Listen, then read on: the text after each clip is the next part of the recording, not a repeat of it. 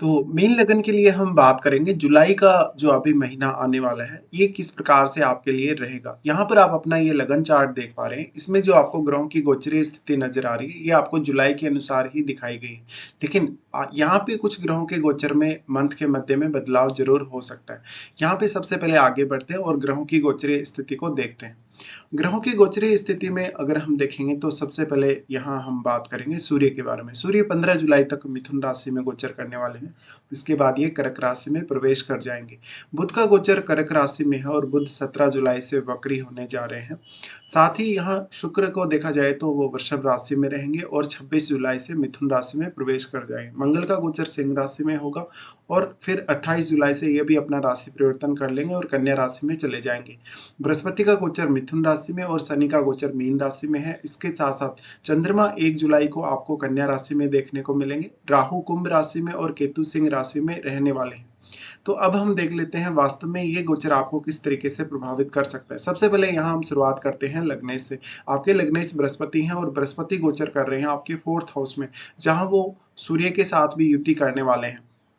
ये जो ट्रांजिट रहेगा बृहस्पति का, ये आपके लिए काफ़ी फेवरेबल रहेगा, क्योंकि आप इस वजह से अपने डोमेस्टिक कार्यों को और अपने प्रोफेशनल कार्यों को दोनों को ही अच्छे से मेंटेन कर सकेंगे। साथ साथ में यहाँ पर बट मेनली आपका 4th हाउस पे ज़्यादा फोकस रहने वाला है। आपके लग्नेश यहाँ है तो आपका परिवार के साथ जो संबंध है, आपका कोई प्रॉपर्टी का लेन देन है या घर से संबंधित अन्य कोई भी कार्य जो पेंडिंग है, उस पर आपको ज़्यादा से ज़्यादा ध्यान देना चाहिए। और यहाँ सूर्य भी आपको सपोर्ट कर रहे हैं। जैसे मान लीजिए आपके ऊपर अगर कोई कर्ज है या कोई ऐसी स्थिति का सामना आप कर रहे हैं अपनी डोमेस्टिक लाइफ में, जहां पर आप ज्यादा कंफर्टेबल नहीं है, तो इस मामले में ये दोनों ही ग्रह आपको काफी सपोर्ट कर रहे हैं। अब गुरु यहाँ इसलिए भी ज्यादा इंपॉर्टेंट हो जाती है क्योंकि वो आपके चार्ट में 10वें भाव के भी स्वामी बनते हैं। तो गुरु आपके 4th हाउस में होने से करियर में आपको स्पेशल सपोर्ट देखने को मिलेगा। यहाँ से फिर गुरु एस्पेक्ट कर रहे हैं आपके अष्टम भाव को, जहां पर वो आपको गूढ़ विद्याओं में लेके जा सकते हैं, आपको रिसर्च में लेके जा सकते हैं, आपको कहीं ना कहीं इंट्यूशन पावर दे सकते हैं। यहाँ गुरु का एस्पेक्ट है तो ये आपके इन लॉज के साथ रिलेशंस को लेकर या उनके साथ मिलकर अगर आप कोई काम करें तो उसके लिए काफ़ी अच्छा होगा। फिर यहाँ जो गुरु का एस्पेक्ट है 10th हाउस पर, यहाँ सबसे ज़्यादा सपोर्ट आपको गुरु का करियर के मामलों में मिलेगा, जहाँ पर आप अपने करियर में बेहतर प्रदर्शन कर सकेंगे और करियर से संबंधित जो डिसीजन आपको लेने हैं वो भी काफ़ी अच्छे से ले सकेंगे। फिर यहाँ से गुरु का एस्पेक्ट रहेगा राहु पर। राहु यहाँ कुंभ में गोचर कर रहे हैं और गुरु का जो ये एस्पेक्ट है, इसकी वजह से आपका फॉरेन सेटलमेंट होना या फॉरेन टूर होना संभावित हो सकता है। यहाँ आपके करियर का संबंध भी फॉरेन से हो सकता है। तो गुरु का यहाँ जो 12वें भाव पर एस्पेक्ट है, ये काफी मामलों में आपके लिए सपोर्टिव होगा। एक तो उन लोगों के लिए जिनको कोई पूजा पाठ करनी है, साधना वगैरह करनी है, सिद्धि वगैरह से जुड़ा हुआ कार्य करना है, या फिर जिन लोगों को अपने करियर पर्पज से विदेश जाना है या जो लोग विदेश जाने का आगे के लिए प्लानिंग कर रहे हैं। इसके साथ साथ कहीं ना कहीं आपकी आध्यात्मिक उन्नति, आपकी आध्यात्मिक ग्रोथ के लिए भी ये एस्पेक्ट काफी फेवरेबल होगा, क्योंकि यहाँ राहु का एस्पेक्ट भी आपके 4th हाउस पे है। तो गुरु काफी मामलों में आपको यहाँ पॉजिटिविटी देने वाले हैं और काफी अच्छे से आप निर्णय लेने वाले हैं। अब आप अपने चार्ट में देखिए कि गुरु आपके चार्ट में कैसी स्थिति में है। अगर मान लीजिए आपके गुरु आपके चार्ट में लगन में या 10th हाउस में बैठे हैं, तो इसका और भी ज्यादा बेहतर आपको परिणाम मिल सकेगा। उसके बाद हम देखते हैं मंगल को। मंगल आपके चार्ट में दूसरे घर के स्वामी और 9वें घर के स्वामी बनते हैं और इनका अगर गोचर देखा जाएगा तो ये छठे घर में अभी गोचर कर रहे हैं। छठे घर में गोचर कर रहे हैं तो आपका अपने कार्यस्थल पर स्थान परिवर्तन होना, आपका अपने बॉस या कलीग्स के साथ कोई लड़ाई झगड़ा होना, विवाद होना, या आपको अपने कैरियर को लेकर बहुत ज्यादा डिससेटिस्फेक्शन उत्पन्न होना संभावित है। यहाँ पर लेकिन आपके मंगल दूसरे घर के स्वामी होने की वजह से अचानक से कोई लोन वगैरह लेने का फैसला या कोई भी ऐसा अनवांटेडली ऐसा फैसला आपसे हो सकता है जो आपकी फाइनेंशियल कंडीशन पर सीधे सीधे प्रभाव डालेगा। यहाँ मंगल अब आपके चार्ट में 9वें घर के स्वामी है और यहाँ मंगल का एस्पेक्ट भी है, इसलिए मंगल यहाँ आपको दूर की यात्राओं में, इवन विदेश यात्राओं में थोड़ा सपोर्ट जरूर ही करेंगे। इसके साथ साथ मंगल आपके चार्ट में 9वें घर के स्वामी होने की वजह से कहीं ना कहीं आपकी हायर एजुकेशन और बाकी अन्य मामलों में आपको सपोर्ट करेंगे, लेकिन ये मंगल उतना अच्छा नहीं आपके रिश्तों के लिए कहीं ना कहीं। तो फैमिली के साथ भी आपके रिलेशंस खराब होने की संभावना रहेगी और फैमिली के साथ आपकी अंडरस्टैंडिंग में मेनली प्रॉब्लम्स रहेंगी। मंगल यहाँ से फिर जो एस्पेक्ट कर रहे हैं, यहाँ से अपने ही भाव पर एस्पेक्ट कर रहे हैं, तो यहाँ आपको बेटर नॉलेज मिलेगा मंगल की तरफ से या बेटर एनर्जी मिलेगी, जिसकी वजह से आप अपने नवम भाव से जुड़े हुए कार्यों को काफ़ी तेज़ी से आगे बढ़ा सकते हैं। मंगल का एस्पेक्ट रहेगा आपके 12th हाउस पे, जहाँ पर वो आपको फॉरेन सेटलमेंट या फॉरेन टूर में सपोर्ट कर सकते हैं। बट यहाँ केतु के साथ इनका युति होना आपकी मैरिड लाइफ और आपके अन्य रिश्तों के लिए उतना अच्छा साबित नहीं होगा। फिर इनका एस्पेक्ट आपके लगन पर भी है। अब लगन पर एस्पेक्ट होना ये काफ़ी ज़्यादा अच्छा है, क्योंकि आप गुरु से संचालित होने वाले पर्सन हैं, और मंगल जब इस तरीके से लगन पर एस्पेक्ट डाल रहे हैं, तो ये आपके लिए कहीं न कहीं केतु से संबंधित फील्ड में काम करने या कोई भी आध्यात्मिक कार्य करने के लिए बहुत बेहतर स्थिति है। और क्योंकि 12वें घर के स्वामी भी आपके लगन में ही गोचर कर रहे हैं, इसलिए ये आपके लिए काफ़ी फ़ेवरेबल होगा। मंगल यहाँ दृष्टि डालें तो वो कहीं न कहीं शनि को भी एक्टिवेट रखेंगे। भले ही शनि उनके शत्रु हों, या आपके लगन को भी वो एक स्पेशल एनर्जी प्रोवाइड कर रहे हैं। अब मंगल का यहाँ होना काफ़ी मामलों में फ़ेवरेबल है। अगर मान लीजिए आपके चार्ट में चाहे सूर्य अच्छी स्थिति में है या नहीं, लेकिन मंगल इस तरीके से गोचर करे, तो आप अपने करियर में आने वाली सभी बाधाओं को दूर कर सकते हैं। साथ-साथ में आप जो भी समस्याएँ आ रही हैं, उनको अच्छे से हैंडल कर सकते हैं।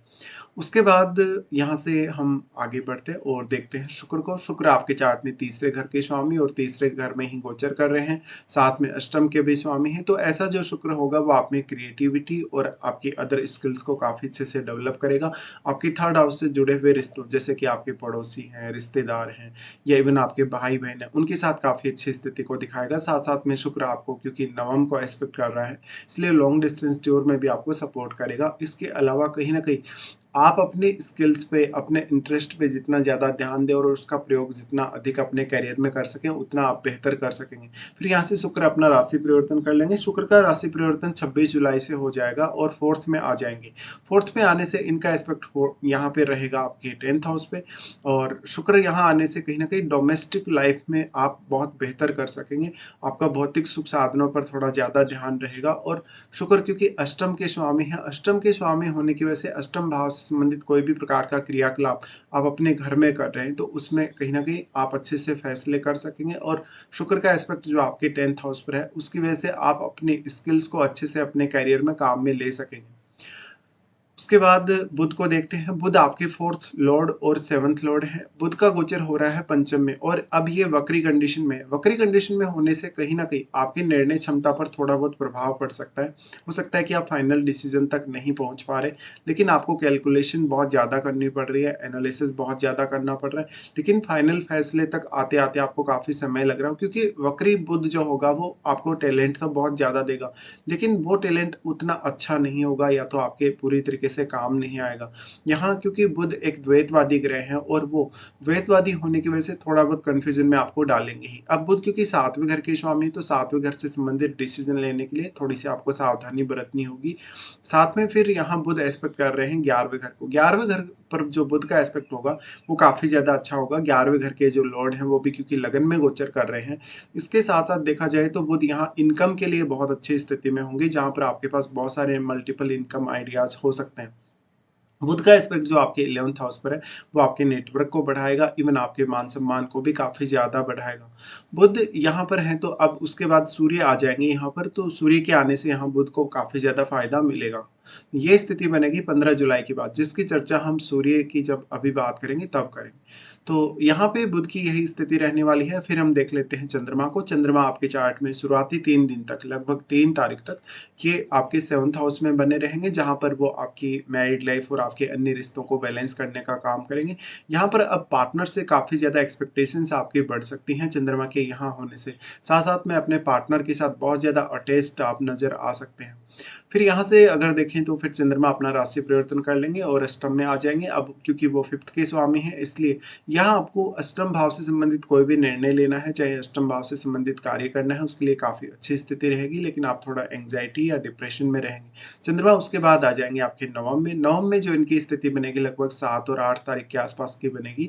इस दौरान हो सकता है कि आपको अपनी संतान को लेके टेंशन हो, उनकी एजुकेशन और आपकी खुद की हायर एजुकेशन को लेके आप कोई बड़ा फैसला ले सकते हैं। यहाँ पर चंद्रमा के आने से आपको कोई लंबा ट्रैवल करना पड़ सकता है। उसके बाद हम देखते हैं सूर्य को। सूर्य अभी शुरुआत में गोचर कर रहे हैं 4th हाउस में और 15 जुलाई से अपना राशि परिवर्तन करेंगे। जो 15 जुलाई तक की स्थिति है, उसमें सूर्य आपको करियर के मामले में बेहद सपोर्ट कर रहे हैं और क्योंकि वो छठे घर के स्वामी हैं, ऐसे में आपको कोई भी प्रकार की बाधा है, समस्या है, जहाँ पर आप डिसीजन नहीं ले पा रहे और काम को आगे नहीं बढ़ा पा रहे, इस केस में आपको सूर्य काफ़ी सपोर्ट कर रहे हैं। सूर्य का एस्पेक्ट जो आपके 10th हाउस पर है, वो आपके मान-सम्मान को और आपकी प्रसिद्धि को बढ़ाएगा। साथ ही क्योंकि गुरु के साथ ये युति कर रहे हैं, इसलिए आपका मेनली जो यहाँ पे फ़ोकस होना चाहिए वो अपने प्रोफ़ेशन पे ज़रूर होना चाहिए।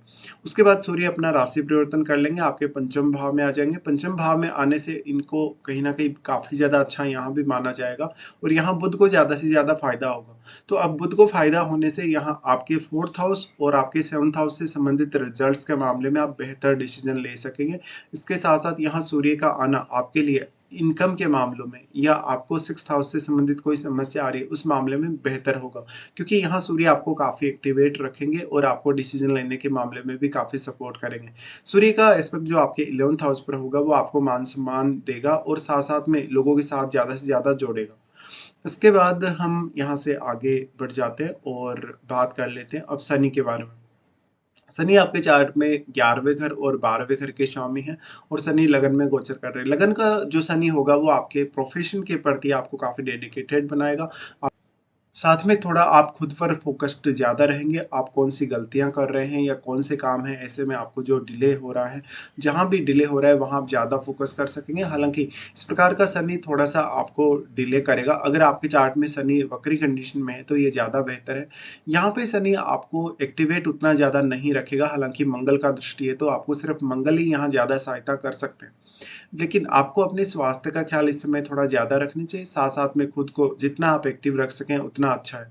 शनि आपके चार्ट में 12वें घर के स्वामी हैं और 11वें घर के स्वामी हैं, इसलिए आपके लिए अगर फ़ॉरेन से कोई भी इनकम हो रही है आपको या आपको फ़ॉरेन जाना है या इवन फ़ॉरेन में सेटल होना है, तो ये काफ़ी अच्छी स्थिति हो सकती है। शनि यहाँ से फिर प्रभावित कर रहे हैं आपके 3rd हाउस को प्रभावित कर रहे हैं, तो वो आपको काफ़ी ज़्यादा मेहनत करवाएँगे। मेहनत करवाने के साथ-साथ वो किसी भी काम के प्रति आपको काफ़ी ज़्यादा डेडिकेटेड रखेंगे। शनि का फिर एस्पेक्ट आ जाता है सप्तम पे, जहाँ पर वो सप्तम भाव को लेके भी आपको काफ़ी सीरियस बनाएँगे और सप्तम भाव को लेके काफ़ी आपकी अपेक्षाएँ भी बढ़ी हुई देखने को मिलेंगी। शनि का फिर एस्पेक्ट है 10th हाउस पे। 10th हाउस पे इनका एस्पेक्ट कहीं न कहीं आपके मान-सम्मान में वृद्धि करेगा बट करियर में कुछ नई ज़िम्मेदारियाँ ला सकता है। इसके बाद हम देखते हैं राहु केतु के गोचर को। देखिए राहु का गोचर आपके 12th हाउस में है फिलहाल के लिए और ये राहु जिन लोगों को फॉरेन जाना है, फॉरेन सेटल होना है या फॉरेन से कोई इनकम वगैरह प्राप्त करनी है, उनके लिए सबसे ज़्यादा फ़ेवरेबल है। साथ-साथ में आपको 12वें घर से संबंधित कोई भी फैसला करना है लॉन्ग टर्म के लिए या कोई भी प्रकार का ऐसा काम जैसे आप अगर कोई बिज़नेस कर रहे हैं, तो बिज़नेस में आप एक्सपोर्ट वगैरह कर रहे हैं, ऐसी कंडीशन में आपको यहाँ राहु काफ़ी ज़्यादा सपोर्ट करेंगे। फिर राहु का एस्पेक्ट यहाँ से रहेगा 4th हाउस पे जहाँ पर वो 4th हाउस को लेके आपको काफ़ी ज़्यादा एक्सपेक्टेशंस देंगे और काफ़ी सीरियस बनाएँगे। यहाँ पे हो सकता है कि परिवार के सदस्यों के साथ थोड़ा बहुत आपका मतभेद हो। फिर राहु का एस्पेक्ट आपके 6th हाउस पर है जहाँ स्थिति पहले से ही उतनी अच्छी नहीं है। तो यहाँ स्थान परिवर्तन दिखता है स्पेशली आप अपना जहाँ भी काम करते हैं, जो भी आपका प्रोफ़ेशन है वहाँ से लेकर कहीं न कहीं आप या तो अदर स्टेट में जाने का सोच सकते हैं या विदेश जाने का सोच सकते हैं। यहाँ पे एकदम यहाँ देखा जाए तो जो राहु का एस्पेक्ट है उसकी वजह से यहाँ आपको काफ़ी ज़्यादा प्रोटेक्शन में राहु लाएँगे और इस वजह से आपके आपके जो शत्रु हैं उनसे सुरक्षा करेंगे और आपके ऊपर कोई भी प्रकार की बड़ी लायबिलिटी है या आपके ऊपर कोई बहुत बड़ा कर्ज है तो उसमें भी आपको राहु सपोर्ट कर रहे हैं क्योंकि वो आपको फॉरेन से बहुत ज़्यादा इनकम देने वाले हैं। फिर राहु का एस्पेक्ट है आपके अष्टम पे एस्पेक्ट होगा तो अष्टम भाव को एक्सप्लोर करने के लिए ये काफ़ी ज़्यादा अच्छा है। अष्टम भाव से रिलेटेड कुछ भी सीखने के लिए अच्छा है। साथ ही अष्टम भाव से जुड़े हुए रिश्तों से आपकी अपेक्षाएँ काफ़ी तीव्रता से बढ़ेंगी। यहाँ पर राहु ज़रूर थोड़ा-सा मैरिड लाइफ के लिए नेगेटिव साबित हो सकता है। लेकिन आप शुक्र को देखिए, शुक्र कैसी स्थिति में है, क्या उनका राहु के साथ कोई भी संबंध है या नहीं? इसके बाद अगर हम केतु को देखेंगे, तो केतु आपके 6th हाउस में ट्रांज़िट कर रहे हैं। 6th हाउस का ट्रांज़िट इस मंथ में उतना अच्छा साबित नहीं होगा क्योंकि यहाँ ऑलरेडी मंगल है, तो अब काफ़ी विस्फोटक स्थिति बन रही है। इसलिए हर किसी के साथ आप जिन लोगों के साथ भी डील कर रहे हैं, चाहे वो आपके बॉस हैं, चाहे आपके कलीग्स हैं, तो आपको थोड़ी ज़्यादा सावधानी रखनी चाहिए यहाँ पर। इसके साथ-साथ आप अपने स्वास्थ्य को लेकर भी थोड़ा अलर्ट रहें और आपके ऊपर अगर कोई पुराना कर्ज़ है, तो उसको जल्दी से जल्दी रीपे करने की कोशिश करें। इसके बाद हम देखते हैं कौन-कौन से आपके लिए अच्छे दिन हैं, कौन-कौन से आपके लिए कुछ खराब दिन भी इस मंथ में आने वाले हैं। सबसे पहले अच्छे दिनों की अगर बात की जाएगी तो 9, 10, 20, 21 और 24 और 25 ये दिन आपके लिए बेहद अच्छे देखने को मिलेंगे। इन दिनों में आप अपना कोई भी कार्य जो आपका पेंडिंग रह चुका है उसको पूरा कर सकते हैं। इसके बाद हम देखते हैं कुछ खराब दिनों को, जहाँ पर चंद्रमा जब लियो में ट्रांजिट करेंगे तो यहाँ आपको काफ़ी स्ट्रेसफुल स्थिति देखने को मिलेगी। यहाँ पर आपको डेली लाइफ में एंग्जायटी और स्ट्रेस होने की वजह से सही समय पर निर्णय ना ले पाना या आर्थिक स्थिति को लेके कोई बहुत बड़ा ऐसा फैसला कर लेना जो आपके लिए घातक हो। फिर चंद्रमा का गोचर जो तुला में होगा तो 4, 5 और 31 को ये स्थिति बनेगी। ये स्थिति आपके कुछ हद तक फ़ेवर में रहेगी, जहाँ पर आपको सडनली कहीं से इनकम प्राप्त हो सकती है। लेकिन रिश्तों के लिए ये उतना अच्छा नहीं है, थोड़ा बहुत आपको स्ट्रेस और एंग्जायटी भी ऐसा चंद्रमा देगा। चंद्रमा फिर आपके 12th हाउस में जब ट्रांजिट करेंगे 13 और 14 को, तो ये उन लोगों के लिए बहुत ज़्यादा अच्छा है जो फॉरेन सेटल होना चाहते हैं या फॉरेन जाने का विचार कर रहे हैं। लेकिन यहाँ भी आपको स्ट्रेस और एंग्जायटी का सामना करना पड़ेगा, क्योंकि ऑलरेडी राहु यहाँ ट्रांजिट कर रहे हैं और चंद्रमा का उनके साथ युति बनेगा। तो इस तरीके से ये कुछ खराब दिन है जहाँ आपको कुछ दिक्कतें रह सकती हैं। फिलहाल हम यहाँ पूरा डिस्कशन कर चुके हैं। आपको वीडियो देखने के लिए धन्यवाद।